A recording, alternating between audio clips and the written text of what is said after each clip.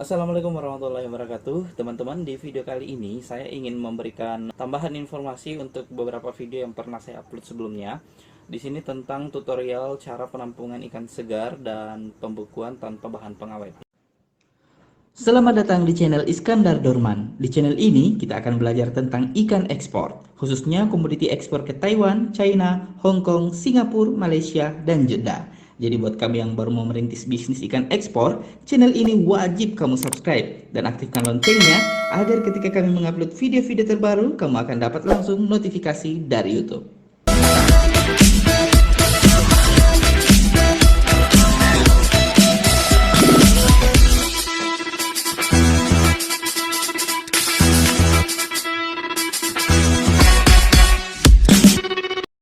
Jadi sebelumnya saya sudah upload, kalian silahkan cek linknya di bawah. Dan di postingan ini itu banyak banget pertanyaan. Salah satu pertanyaan yang ada di postingan ini adalah dari akun Kisma 80 ya. Disimpan di styrofoam dengan batu es ini bisa bertahan kesegarannya berapa hari, Bang? Ya. Kemudian kita cek lagi pertanyaan yang lain. Bang, setelah 24 jam bagusnya diapain? Maksudnya setelah ditampung seperti ini bagusnya diapain? Setelah 24 jamnya, kemudian saya ngecek lagi ya. Paling bagus satu ekor ikan dibungkus kresek putih, baru di es, dijamin kulit ikan sama mata ikan ini bagus. Kemudian ini bukan pertanyaannya, tapi ini komentar. Nanti kita akan bahas juga. Bos, cara packing ikan segar buat perjalanan 1 minggu gimana, Bang? Mohon infonya. Oke. Jadi kita jawab ini ya. Kita bahas 4 komentar dulu ya.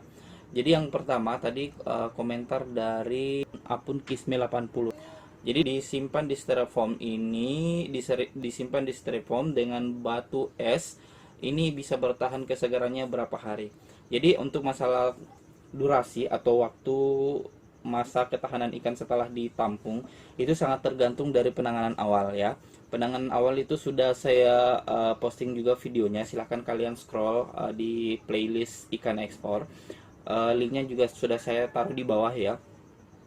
Kalian cek aja di situ cara penanganan awal. Maksud penanganan awal di sini adalah dari nelayan ketika baru ditangkap atau dipancing itu hendaknya diapain. Jadi saya kasih gambaran itu ikan yang baru ditangkap itu sebaiknya langsung dicilin, dimatikan dengan air es ya, dicilin. Jadi teman-teman cari aja video tentang cilin. Apabila kita teknik pencilinannya benar kemudian dipindahkan ke box penampungan, maka ikan itu bisa bertahan lebih dari 1 minggu, bahkan bisa lebih dari 2 minggu. Jadi untuk selama masa penampungan sendiri itu saya sudah sampaikan juga di video-video yang lain. Usahakan di box styrofoam tempat penampungan itu ada lubang minimal sebesar pulpen ya. Kita lubangi box styrofoamnya sebesar jempol atau lubang pulpen. Itu gunanya untuk supaya ketika ada lelehan air es itu bisa langsung keluar melalui lubang tersebut. Jadi ikan ini tidak tergenang di lelehan es tersebut. Jadi tadi untuk jawabannya berapa lama bisa bertahan jika ditampung dengan es seperti itu, maka itu tergantung dari penanganan awal, bisa 1-2 minggu ya. Dan juga selama dalam penampungan seperti ini, misalnya belum bisa dikirim ya, mungkin karena ada kendala, mungkin karena menunggu harga lebih bagus lagi sehingga belum dikirim. Jadi kalau misalnya ikan itu ditampung agak lama, itu hendaknya harus dicek dulu ya, harus tetap dicek. Karena kalau misalnya di bagian dasarnya itu air esnya sudah meleleh, kalau di bagian dasarnya esnya bagian meleleh, otomatis dia nanti akan kering sehingga kulit ikan itu bersentuhan langsung dengan box styrofoam. Itu sangat dihindari. Jadi caranya harus dicek, apabila esnya kurang ditambahin lagi, esnya kurang ditambahin lagi. Dan ketika dalam masa penampungan itu ikan jangan terlalu digerakkan ya. Jangan terlalu digerakkan karena sekalipun dia sudah seperti beku, kalau sering digerakkan itu nanti bisa mempengaruhi tulangnya. Kalau tulangnya patah itu bisa lembek. Seperti itu ya. Jadi itu jawaban untuk komentar nomor 1. Kemudian yang kedua tadi, Bang, setelah 24 jam bagusnya diapain? Nah, setelah 24 jam ditampung bagusnya diapain? Ini ya tergantung ya. Tergantung. Jadi ketika ikan ini sudah ditampung selama 24 jam atau lebih, Itu kita cek dulu ini ikan ini mau diapain, apakah dia mau langsung dikirim ataukah dia mau tetap ditampung. Apabila dia mau tetap ditampung, maka hendaknya seperti yang saya bilang sebelumnya, itu es ikan ini harus tetap dicek ya, apakah ada lelehan atau gimana. Terus masalah penampungannya juga, apakah ada lubang atau tidak. Itu hendaknya dicek ya, hendaknya dicek seperti itu. Jadi jawabannya adalah tergantung dari tujuan ikan ini sendiri, apakah dia mau langsung dikirim apa enggak. Kalau dia mau langsung dikirimnya tuh seperti apa, apakah dikirimnya via udara atau via darat atau laut. Kalau dia via udara, otomatis dia kan nanti tidak menggunakan es yang es serut ya. Berarti dia pastikan dulu apakah betul-betul kualitas ikan ini dalam keadaan suhunya bagus untuk dikirim atau tidak. Jika tidak, hendaknya dibiarkan lagi, ditampung lagi beberapa lama, lalu kemudian bisa dikirim. Tetapi kalau misalnya ikan ini mau langsung dikirim utuh seperti itu, mungkin dengan jalur darat atau jalur laut, hendaknya esnya ditambahin lagi sehingga menutupi keseluruhan ikan-ikan yang ada di dalam box penampungan tersebut, lalu dikirim. Oke. Kemudian tadi ada yang komentar yang ketiga, ini salah satu teknik penampungan yang bagus ya, dan ini juga banyak diterapkan oleh nelayan-nelayan yang ada dari Sulawesi Tenggara dan Sulawesi Barat, bahkan di Sulawesi Utara juga banyak. Kepala ikan itu dibungkus dengan plastik kresek yang kecil, yang tipis ya. Jadi memang betul gunanya untuk apa? Supaya itu untuk melindungi warna mata. Karena mata ini ketika dia terkontak langsung dengan es, dia bisa warnanya buram. Warnanya jadi buram, jadi pudar. Kalau misalnya menggunakan kantong kresek, maka matanya itu dia tidak terkontak langsung dengan es, sehingga ketika tiba dibayar itu warna matanya tetap bening seperti ikan yang benar-benar baru mati. Ini satu saran yang bagus. Kalian bisa cek di sini ya.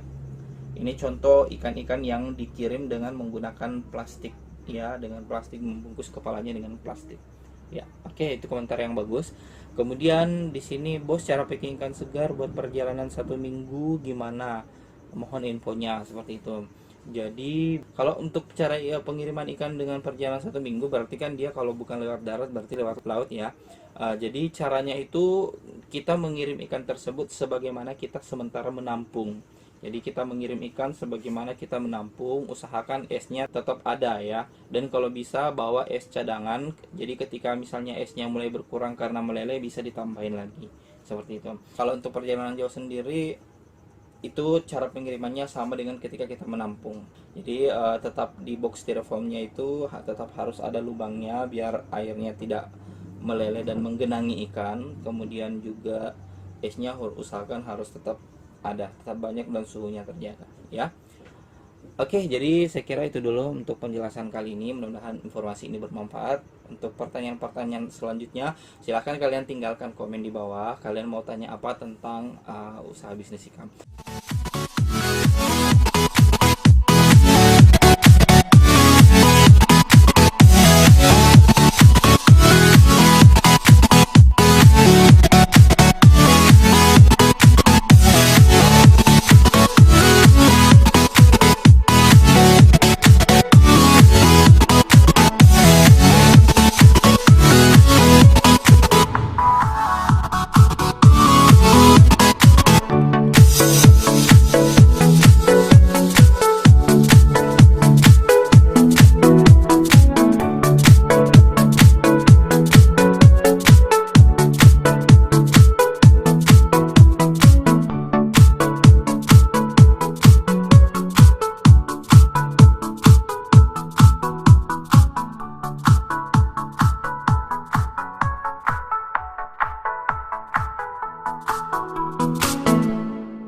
Dan sebagai informasi buat teman-teman, selama masa pandemik ini mungkin kita harganya masih kurang bagus ya, kurang stabil karena mengikuti pasar luar negeri juga yang belum seutuhnya buka. Jadi kita tetap ekspor tapi jumlah yang sedikit dengan harga yang memang kurang bagus ya untuk saat ini dibandingkan dengan saat sebelum pandemi COVID-19 ini. Oke, terima kasih sudah menonton. Sekali lagi buat teman-teman yang punya saran, kritik, silahkan kalian tinggalkan komentar di bawah. Buat yang punya pertanyaan juga silahkan kalian tuliskan komentar di bawah. Sampai jumpa di postingan berikutnya. Assalamualaikum warahmatullahi wabarakatuh.